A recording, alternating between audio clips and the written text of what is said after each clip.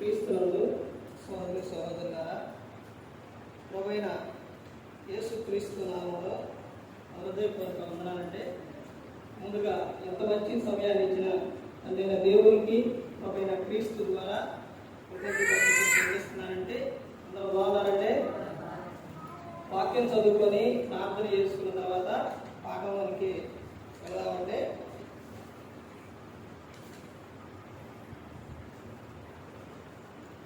మత్తయి గారు రాసిన సువార్త 6వ అధ్యాయం. మత్తయి గారు రాసిన సువార్త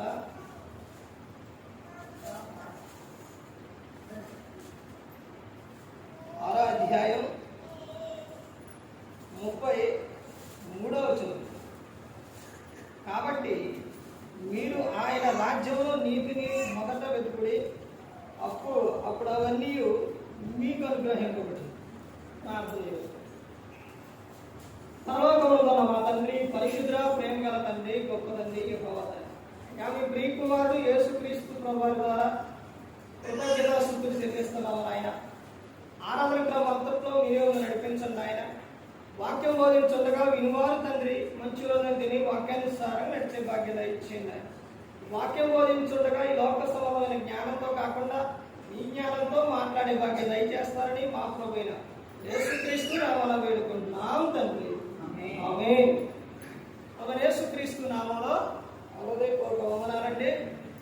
దేవుని కుమారుడు యేసుక్రీస్తు ప్రభువారు లోకానికి వచ్చిన తర్వాత పరలోక రాజ్యం సమీపిస్తుంది కనుక మారు మనసు పొందమని ప్రకటింప మొదలుపెట్టారు. అంశం పాట పేరు ఏంటంటే ప్రార్థన ద్వారా ప్రయోజనం. ప్రార్థన ద్వారా ప్రయోజనాలు ఏంటి? ప్రార్థన ద్వారా ప్రయోజనాలు ఉన్నాయంటారా? చాలా ఉన్నాయి. ప్రార్థన ద్వారా ప్రయోజనాలు చాలా ఉన్నాయి. అందులో కొన్ని విషయాలు ప్రార్థన గురించి, ప్రార్థన ద్వారా ఎలాంటి ప్రయోజనాలు ఉన్నాయో కొన్ని విషయాలు గ్రంథం నుంచి చూస్తే, ఎందుకు కొన్ని విషయాలే అన్నారంటే మరి ఈ గ్రంథం అంతా చెప్పాలంటే ఒకేసారి సరిపోదు. అర్థమైందండి? యేసుక్రీస్తు ప్రభువారు ఈ లోకంలో ఆయన ఉన్నది 33.5 సంవత్సరాలే. యేసుక్రీస్తు ప్రభువారు మరి ఆయన చేసిన ఆశ్చర్య కార్యాలు, అద్భుతాలు అవన్నీ వివరించి రాస్తే ఈ గ్రంథమైనను ఈ లోకమైనను చాలదు అను. ఈ మాట గ్రంథంలో ఉందా? యోహాను సువార్త 21వ అధ్యాయం చివరి వచనాల్లో ఉంటుందన్నమాట. ఆయన చేసిన 3.5 సంవత్సరాల్లోనే, ఉందేమో 33.5, చేసిందేమో 3.5 సంవత్సరాల్లోనే ఆయన ఎప్పుడూ కూడా యేసుక్రీస్తు ప్రభువారు రెస్ట్ అనేది, విశ్రాంతి అనేది తీసుకోలేదు. పగలంతా బోధించేవారు, సాయంత్రం అంటే నైట్ అయ్యేసరికి తండ్రితో గడిపేవారు. ఇప్పుడు తండ్రితో గడిపే సందర్భాలు ఎక్కువగా ఒక మనిషికి ఎప్పుడు వస్తాయంటే, అందుకని ఇందాక 5వ కీర్తన చదివించే దాన్ని బట్టే అందులోనే అంశం అనేది ఉంటుంది, పాఠం. ఆ 5వ కీర్తనలో మొదటి వచనాల నుంచి మనం చూస్తే అక్కడ భక్తుడు చెబుతున్న విషయాలు ఏంటంటే, ఉదయమనే నా కంఠస్వరం నీకు వినబడను, నా ప్రార్థన సన్నిధిని కాచి ఉంచుకొని చెప్తుంది. అంటే ఉదయమనే మన కంఠస్వరం ఆయనకి వినపడాలి, ప్రార్థన చేయాలి. పాత నిబంధనలో చెప్పిన విషయాలు ప్రతి ఒక్కటి కూడా ప్రవచనము కొత్త నిబంధనకు వచ్చేసరికి యేసుక్రీస్తు ప్రభువారు ఏం చేశారు? నెరవేర్చారు. మరి అందులో కొన్నా నెరవేరుతున్నావా? మార్కు సువార్త 1వ అధ్యాయం 35వ వచనంలో ఆయన ఎప్పుడైతే ప్రార్థన చేయడానికి, ఆయన పెందరకాడనే లేచి ఇంకా చాలా చీకటి ఉండగానే అరణ్య ప్రాంతంలోకి వెళ్ళి ఆయన ప్రార్థన చేయించు. ప్రార్థన ప్రార్థన అంటేనే అసలు మనకు నేర్పే విషయాలు, గుర్తొచ్చే విషయాలు చాలా మంది ఉన్నారులే. కానీ బైబిల్ గ్రంథంలో ప్రార్థన చేసిన భక్తులు ఉన్నారు, ప్రార్థన ద్వారా ప్రయోజనాలు పొందిన వారు ఉన్నారు, ఆ ప్రార్థన ద్వారా విజయాలు సాధించిన వారు ఉన్నారు, ప్రార్థన ద్వారా చాలా మంది ఉన్నారు. కానీ ప్రార్థన అనగా మనకు ఎక్కువగా నాకైతే యేసుక్రీస్తు ప్రభువునే గుర్తొస్తారు. ఎందుకనంటే ఆయన ఉదయాన్నే ప్రార్థన చేసేవారు. తర్వాత ఏదైనా కానీ ఒక సమస్య కానీ ఏదైనా వచ్చింది అని అంటే ఆయన ప్రార్థనే చేసేవారు, తండ్రికే చెప్పేవారు. పేతురును, యాహాను, యాకోబు తీసుకెళ్లి ఆయన సిలువకు వెళతారు అనగా గెత్సేమనే తోటకి అక్కడికి వెళ్ళి ఆయన ఏం చేశారు ప్రార్థన చేశారు. వీళ్ళేమో నిద్రపోతున్నారు, మరలా వచ్చి లేపుతున్నారు. యేసుక్రీస్తు వారు వీరిని మరలా వెళ్ళి ప్రార్థన చేస్తున్నారు. హెబ్రీయులకు రాసిన పత్రిక 5వ అధ్యాయం 7వ వచనంలో శరీరధారి అయి ఉన్న దినములలో మహారోదనతోనూ వేదనతోనూ దేవుని యందు భయభక్తులు కలిగి ఆయన అంగీకరింపబడిను అని ఉంది. అన్ని విధాలుగా ఆయన ఏం చేశారు? ప్రార్థన చేశారు. ప్రార్థన ద్వారా ప్రయోజనాలు ఇక్కడ చెప్తున్న విషయం చూడండి. మత్తయి గారు రాసిన సువార్త 6వ అధ్యాయం 33వ వచనంలో, కాబట్టి మీరు ఆయన రాజ్యమును నీతిని మొదట వెతుకుడి, అప్పుడు అవన్నీ మీకు అనుగ్రహింపబడును. ఏంటి అనుగ్రహింపబడేది? మనకు కావాల్సింది పైన చెబుతున్నారు. మనిషి దేని గురించో పైన ఏమని చెబుతున్నారో చూడండి. 31 చూడండి. కాబట్టి ఏమి తిందువా, ఏమి త్రాగుదువా, ఏమి ధరించుకుందువని చింతింపకుడి, అన్ని జనులు వీటన్నిటి విషయమై విచారింతురు. తర్వాత కింద చెబుతున్న విషయాల్లో ఇవన్నీ మీకు కావాలని మీ పరలోకపు తండ్రికి తెలియను. మీకు ఇవన్నీ కావాలని ఆయనకి తెలుసు.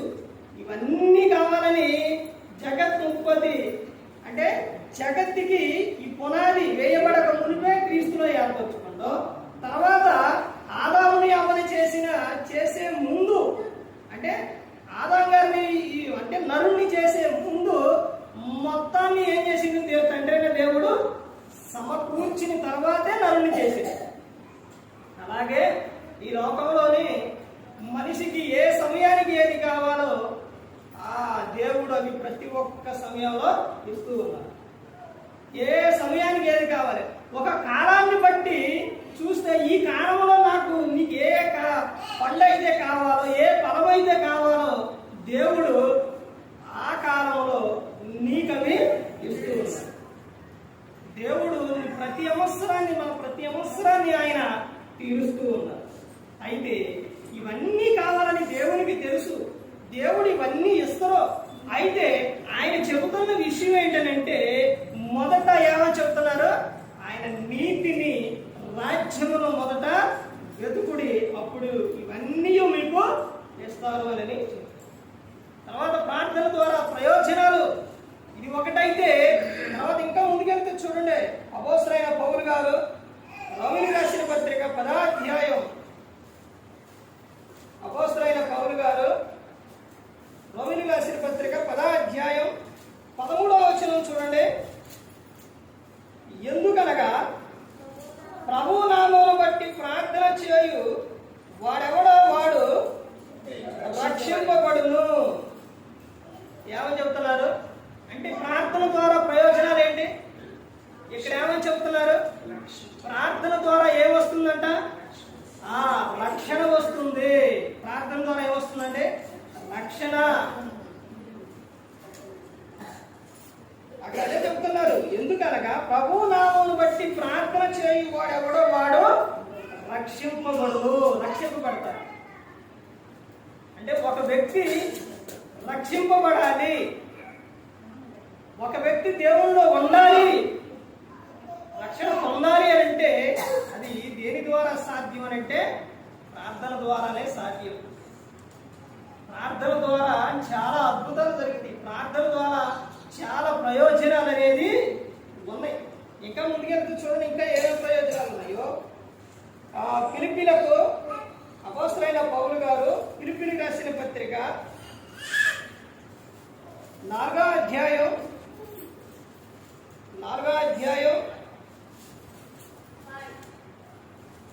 4వ వచనం నుంచి చూడండి. ఎల్లప్పుడూ ప్రభువునందు ఆనందించుడి, మరలా చెప్పుదును ఆనందించుడి. మీ సకల జనులకు తెలియబడనియుడి, ప్రభువు సమీపంగా ఉన్నాడు. దేనిని గురించి చింతపడబడి గాని ప్రతి విషయంలో ప్రార్థనా విజ్ఞాపముల చేత కృతజ్ఞతాపూర్వకముగా మీ విన్నపములు దేవునికి తెలియజేయుడి.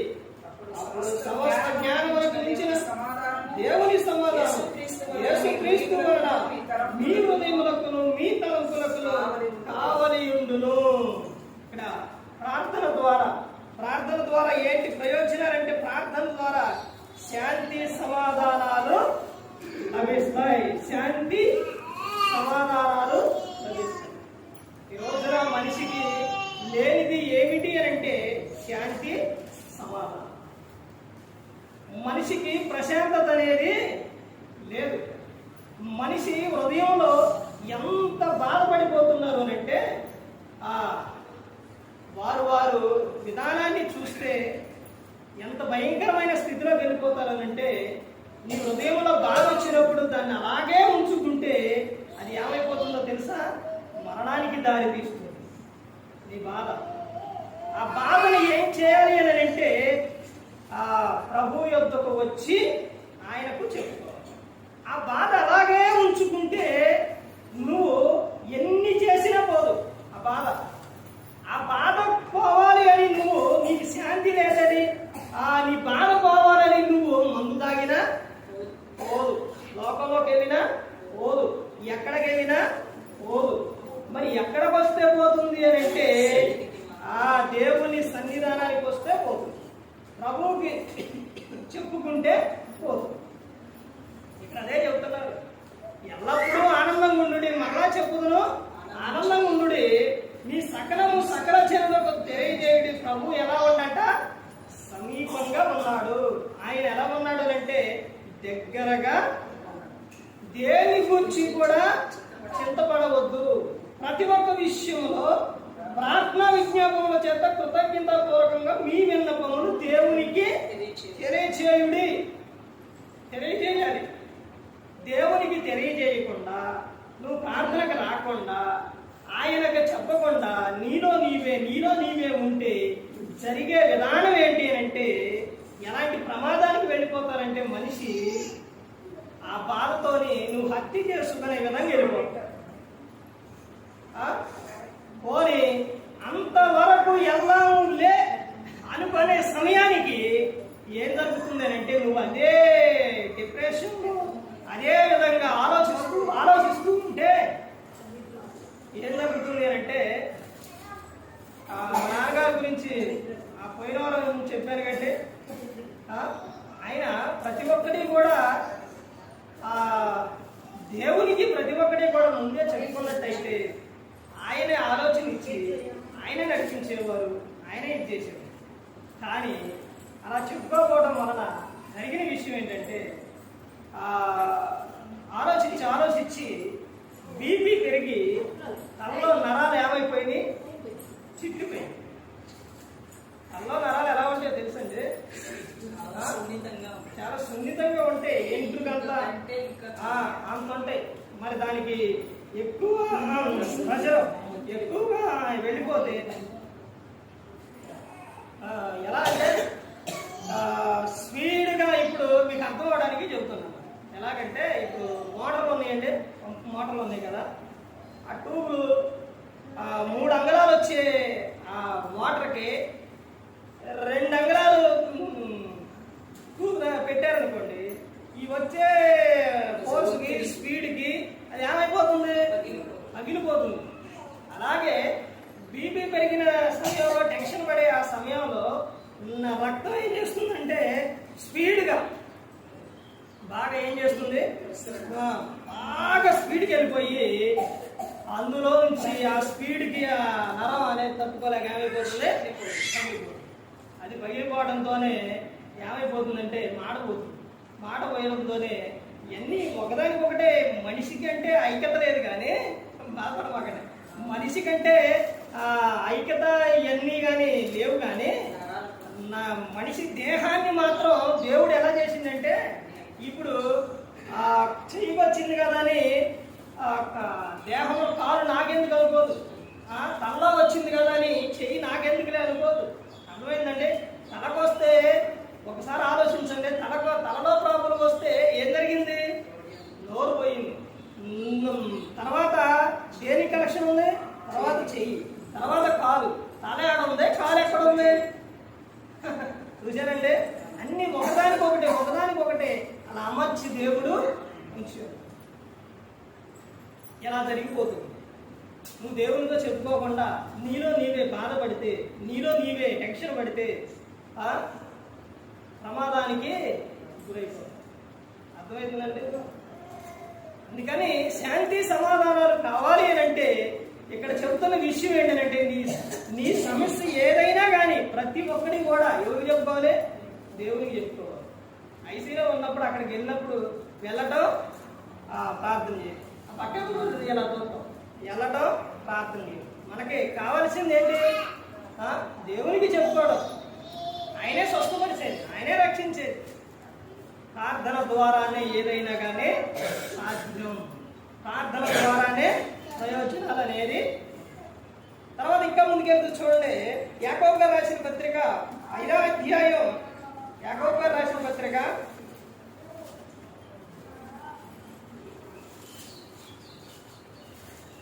5వ అధ్యాయం 15వ వచనం చూడండి.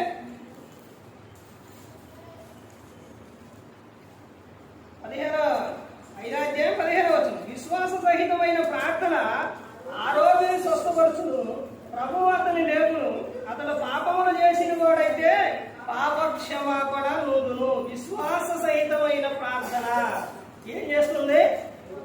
రోగిని స్వస్థపరుస్తుంది. మీకు విషయం చెప్పాలంటే, మీ గురించి మీకు తెలుసో తెలియదో కానీ మీ గురించి మీలో ఉన్న విధానం ఒకటి ఎవరు తెలుస్తుంది అని అంటే, మీరు గమనిస్తే, మీరు ఆలోచిస్తే మీ గురించి తెలుస్తుంది. లేకపోతే ముందు ఎవరు తెలుస్తుందంటే దేవుని తెలుస్తుంది. ఆ తర్వాత దేవుని మాటలు చెప్పే సేవకులకి తెలుస్తుంది. మీలో ఉన్న విధానం నాకు ఇక్కడ వచ్చిన తర్వాత తెలిసిన విధానం, నేను చూసిన తర్వాత తెలిసింది ఏంటంటే, మీలో ఎక్కువగా కనబడుతుంది ఏమిటి అంటే విశ్వాసం. దేవుని పట్ల మీకున్న విశ్వాసం. మీరు సంఘమంతా ప్రార్థన చేస్తే అద్భుతం అనేది జరుగుతుంది.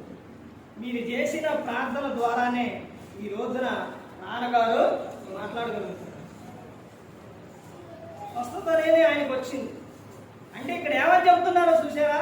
విశ్వాస సహితమైన ప్రార్థన ఆ రోగిని స్వస్థపరచును.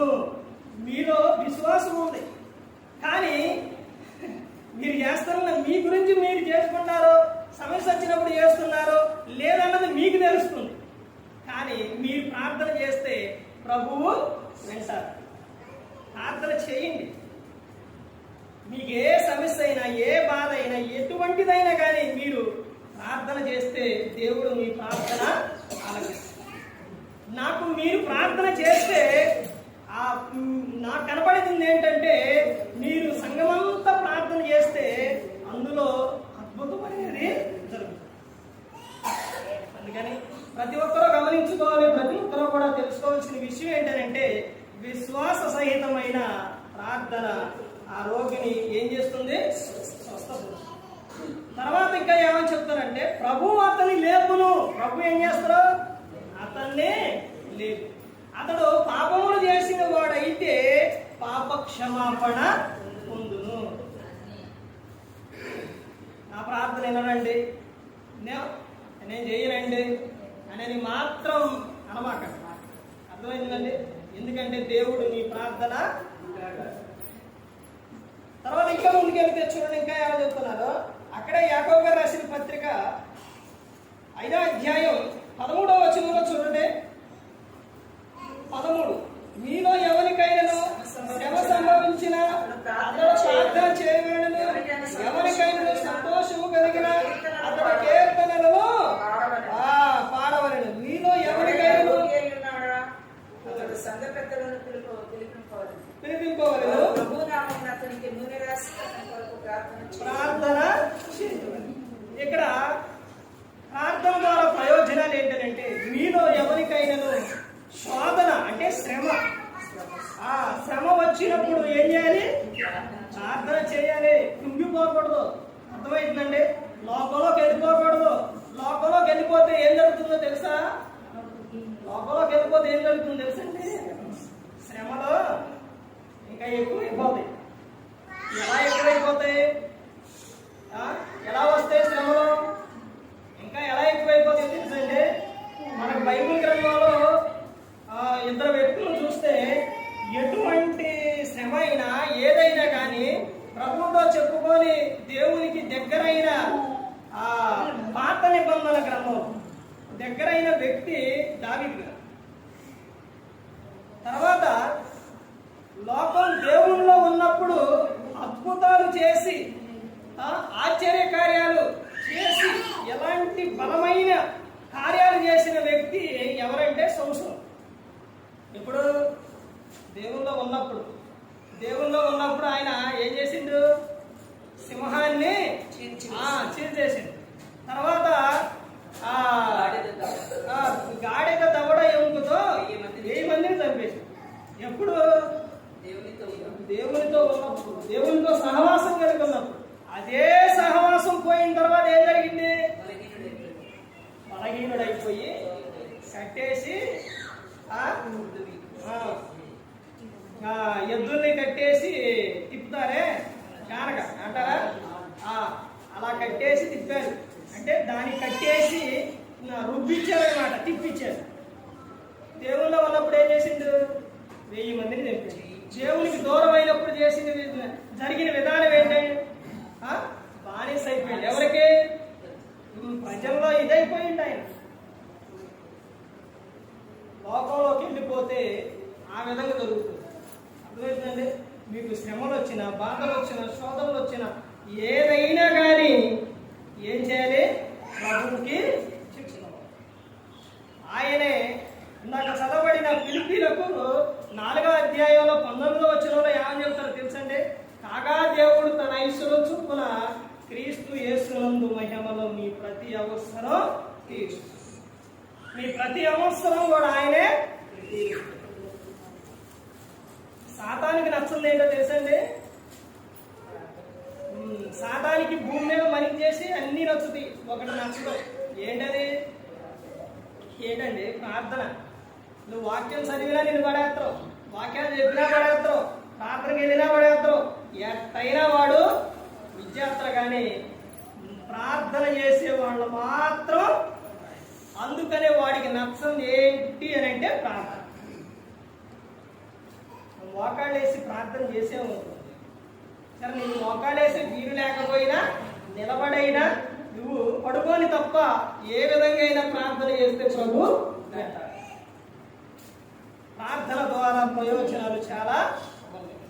ఇంకా ముందుకెళ్తే చూడండి, మార్కు రాసిన సువార్త 9వ అధ్యాయం. మార్కు రాసిన సువార్త 9వ అధ్యాయం తీసారండి. 9వ అధ్యాయం 28వ వచనం నుంచి చూడండి.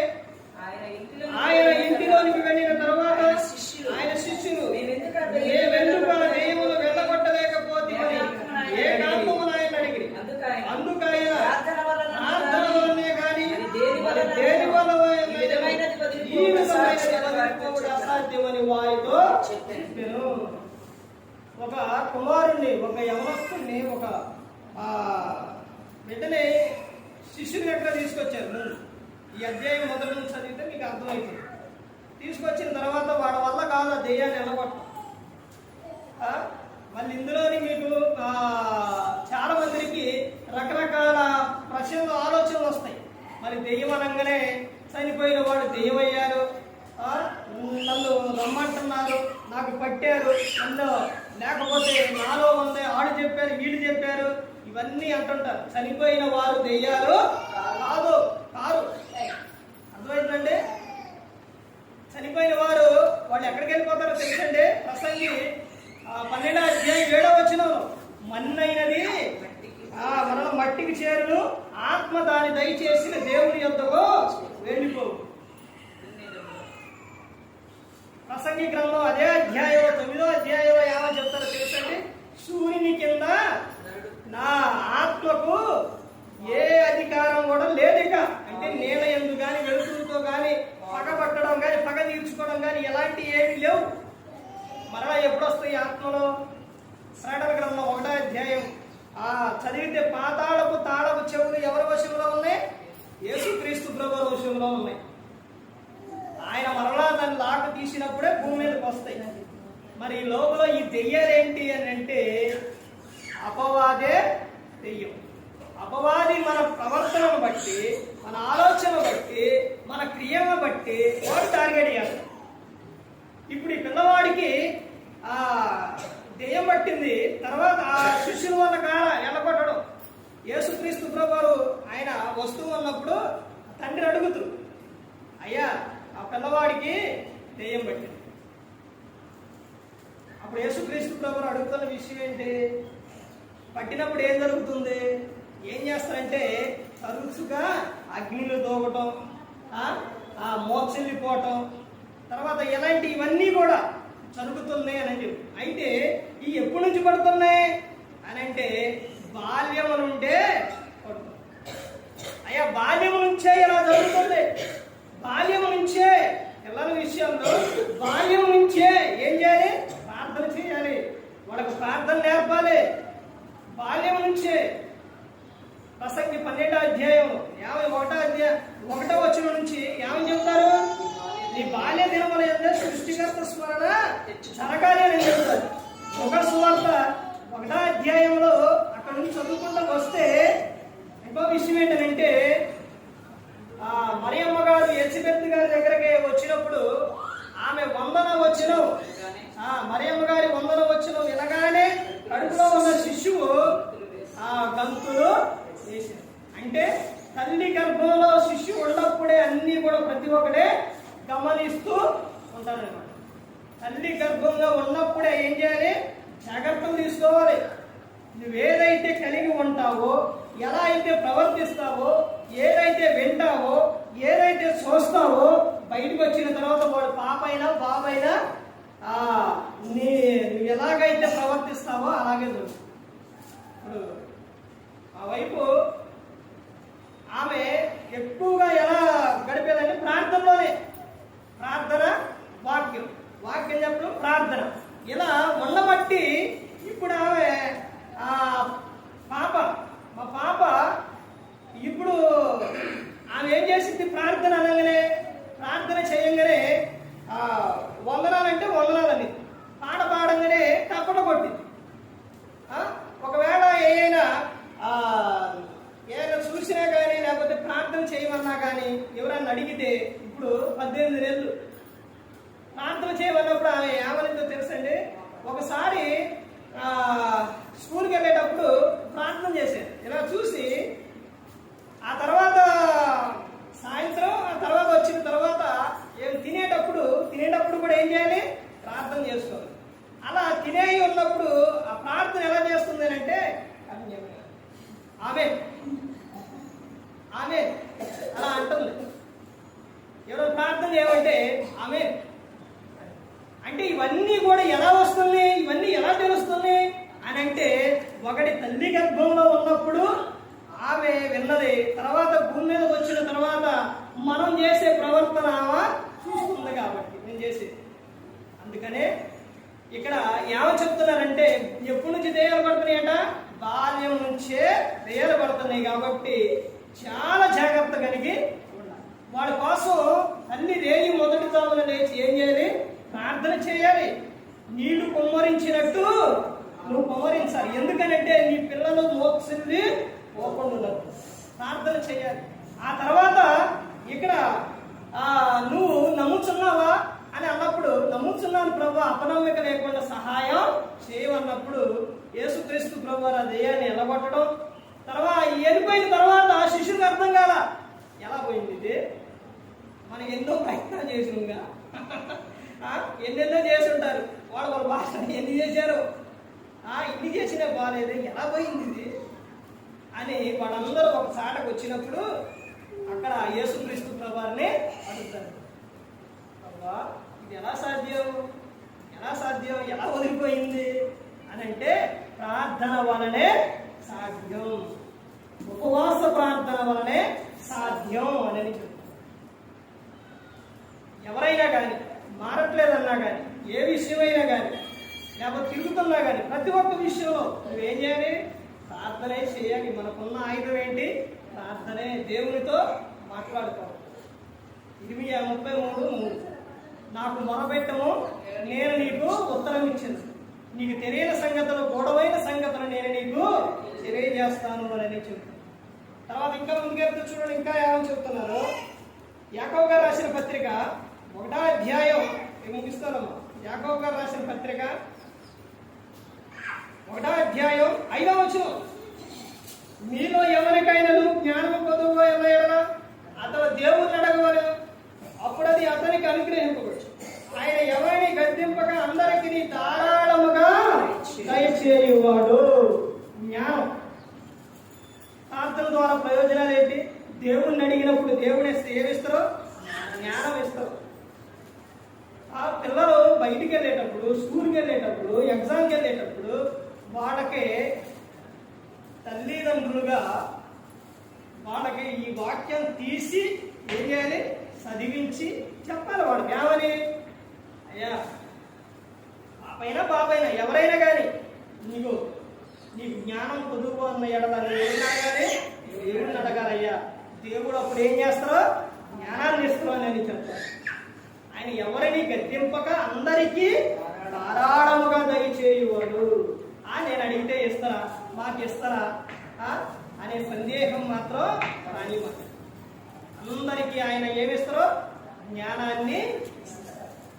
తర్వాత ఇంకా ముందుకెళ్తే ఒక కీర్తన గ్రంథం 2వ అధ్యాయం, కీర్తన గ్రంథం 2వ అధ్యాయం 8వ వచనం చూడండి. నన్ను అడుగుము, జనములను నీకు స్వాస్థ్యముగాను భూమిని దిగంతముల వరకు సొత్తుగాను ఇచ్చేదను. నన్ను అడుగుము, అడగాలి దేవుణ్ణి. ప్రతి ఒక్కరి కూడా అడగాలి. ఇప్పుడు పిల్లలు పుట్టారు అని ఒకనాడు ఏ హాస్పిటల్కి వెళ్ళినా చెప్పాడు. హాస్పిటల్కి వెళ్ళినప్పుడు పుట్టరు అని చెప్పారు. అన్నప్పుడు వెంటనే వెళ్ళిపోయి ప్రభువా నాకు పుట్టరాడు ప్రభా గర్భఫలం ప్రభు అని ఆయనకు మొరపెట్టుకున్నప్పుడు గర్భఫలం దేవుడు ఇచ్చాడు. ఆమె గర్భాన ఉన్నది 4 నెలల వరకు కూడా తెలియదు. చూసారండి, దేవుడు ఆ విధంగా మనకు ఏం చేస్తారో సహాయం చేస్తారు. మనుషులు చెప్పారు పుట్టాలి, కానీ దేవుడు ఏం చేసిండు, దేవునికి సాధ్యం. దేవునికి సమస్తం కూడా సాధ్యం. ఇక్కడ నన్ను అడుగుము ఏమని చెప్తున్నారు, జనములను నీకు స్వాస్థ్యముగాను భూమిని దిగంతముల వరకు సొత్తుగాను ఇచ్చేదను అని చెప్తున్నారు. ప్రభువుని అడగాలి. ఎలా అడగాలి అని చెప్తున్నారంటే ప్రార్థన ద్వారా ఆత్మలను రక్షించు. ప్రార్థన ద్వారా ఒక వ్యక్తి కోసం మనం ప్రార్థన చేసినప్పుడు ఆ వ్యక్తి మనస్సు దేవుడు ఏం చేస్తారో మారగలడు. తర్వాత ఇంకా ముందుకెళ్తే చూడండి, ఇంకా ఏమని చెప్తున్నారంటే లూకా గారు రాసిన సువార్త ఇంకో విషయం చూసి ముగించుకుందామండి. లూకా గారు రాసిన సువార్త 11వ అధ్యాయం, లూకా గారు రాసిన సువార్త 11వ అధ్యాయం 13వ వచనం చూడండి. పరలోకమందున్న మీ తండ్రి నన్ను అడుగు వారికి పరిశుద్ధాత్మ ఎంతో నిత్యముగా అనుగ్రహించును. ఇదేంటండి, దేవుడు ఆస్తులు కానీ లేకపోతే ధనం కానీ లేకపోతే ఇంకేదన్నా ఇస్తాం అనుకుంటే పరిశుద్ధాత్మని అడగబడుతుంది ఏంటి? అని అనుకుంటారా? అసలు విషయం ఇక్కడే ఉందండి. ఇప్పుడు నడిపించేది ఎవరు? పరిశుద్ధాత్మనే నడిపించేది. ఇప్పుడు నీలో నుంచి బుద్ధి మాటలో మాట్లాడాలి అంటే ఎదుటిన్న వాళ్ళు తిడుతున్నారు, లేకపోతే బాధ పెడుతున్నారు. ఇప్పుడు వారిని తిట్టాలి అనుకునే సందర్భంలోని పరిశుద్ధాత్ముడు ఏం చేస్తారంటే వారిని తిట్టొద్దు, వారిని ప్రేమించు, వారి కోసం ప్రార్థన చేయి అని అన్నప్పుడు నీలో నుంచి ఏమొస్తుంది? పరిశుద్ధాత్మ మాడింటే వారు ఆ విధంగా మాట్లాడుతున్నా, బాధ పెడుతున్నా, ఏదైనా కానీ నీలో నుంచి అప్పుడు ఏమొస్తుంది? చిరునవ్వు వస్తుంది. వారితో ప్రేమగా మాట్లాడు. ఆ సందర్భాలు మాట్లాడిన తర్వాత వాళ్ళు ఇంకా నిన్ను తిడతారా? ఇంకా నీ మీద పడబెట్టుకుంటారా? వాళ్ళు కూడా ఏమైపోతారు? మారిపోతారు. అందుకనే చెబుతున్నారు కదా,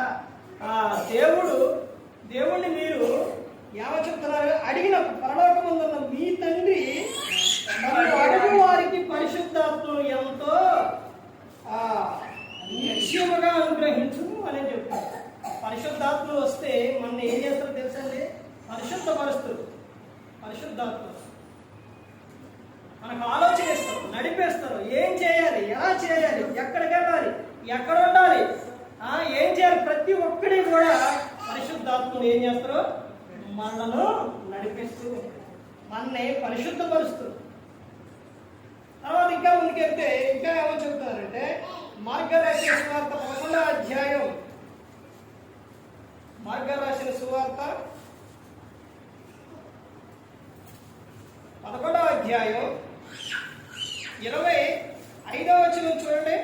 మీకు ఒకరి మీద విరోధం ఏమైనా కలిగి ఉన్న ఎడల నిలవబడి ప్రార్థన చేయనప్పుడు వారిని క్షమించుడే. అప్పుడు పరలోకమందున్న మీ తండ్రి మీ పాపములు క్షమించును. మీరు ప్రార్థన చేయనప్పుడు ఏం చేయాలి?